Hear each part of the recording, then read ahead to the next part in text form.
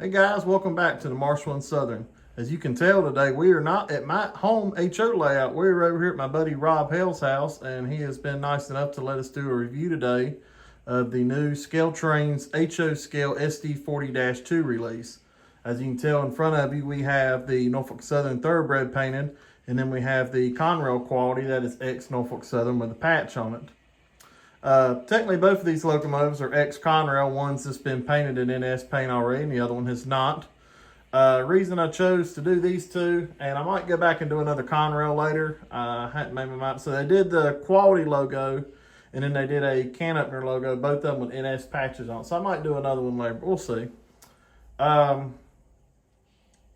the reason I did these is growing up, I used to see a ton of Conrail. When I was a real fan as a kid, all the Conrail units had not been painted in NS black yet. So there would be times where I would see nothing but solid trains of Conrail blue. And unfortunately, that's not a thing anymore. And it's just the Conrail Heritage unit, if you see one anymore. The final Conrail unit, I believe it was an SD50 or SD60, and it was painted in NS colors, I believe, 2010, 2011, somewhere in that ballpark. Someone knows, they can correct me, but yeah, it was somewhere in that range that the final one was painted. And so it is a thing of the past. But anyway, so these are the two that I chose to do. The reason I got both of them here is that we're going to review both of the sounds. The sounds are different from locomotives as far as the horns and the bell. The prime movers are the same. And all the detail, of course, is there physically for a ScaleTrains rivet counter locomotive. And we're going to start out with the 3387. Now, these have been broke in at my home layout the other day, so they've already been broken in, and they've got their cab addresses programmed. But as far as that, they are all set up from the factory. It's a CV8 right there. It's going to go ahead and get the prime mover on the Conrail. I'm going to zoom in and show you something right here, see if you can see it.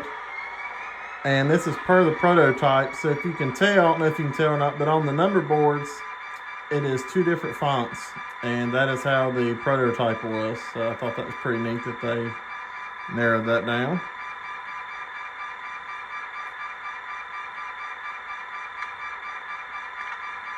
This has got your headlight coming on, and then the ditch lights. And we're going to go ahead and do that horn. This is probably my favorite function. Well, my favorite thing about this whole locomotive is the horn on it. I love them old Leslie Conrail horns, and they nailed it with this one. Take a listen.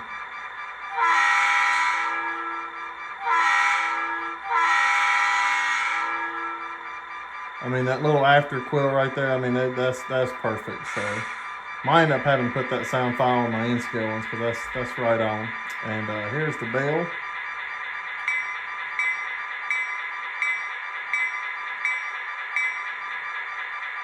All right, so we're going to do a speed step of 1 just to start it out here. Like I said, they already have been broken in.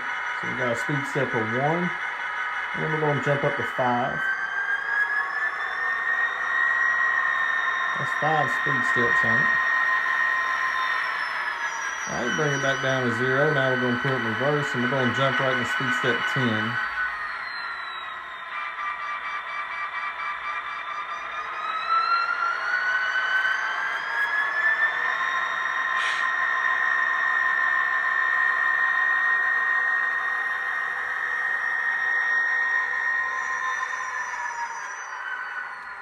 As you can tell, per the prototype there on the nose,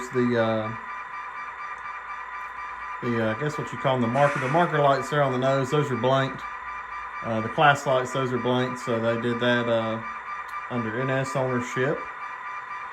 All right, so we're going to shut this one down so you can hear the differences in the horn and the bell in the Norfolk Southern locomotive.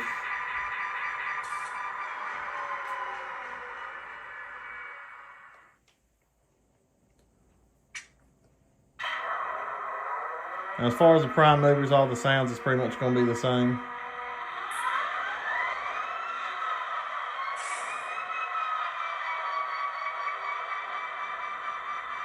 You can tell the headlight and ditch lights both came on.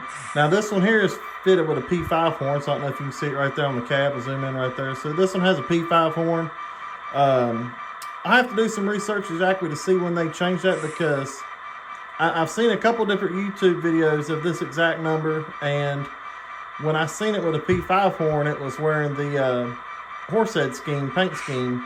So I don't know if they changed to a P5 horn right before it was repainted the horsehead scheme or not. But ScaleTrains is normally pretty spot on with their stuff, so I'm going to trust it for right now. And it has the P5 horn on the cab, so we're just, or on the locomotive there, so we're going to leave it as that setting, and here it is. That's the same P5 horn they use in their Southern SD40-2s, and then if you watched a review video I did on the N-Scale Norfolk Southern High Hood 40-2s, that's also the same P5 horn. And that is the bell. Like I said, it sounds the same, so we're not going to do it, but we're going to end this video here, and we're going to pair these up together, and we're going to do some run-by videos here on Rob's Layout. I want to give a special thanks to Rob Hale again. I'll link his YouTube channel in the description of the video, so make sure you check that out. And want to give a special thanks to him for us having us over here today, do the review on these 40-2s from ScaleTrains. So stay tuned, because we're going to do some run-by videos.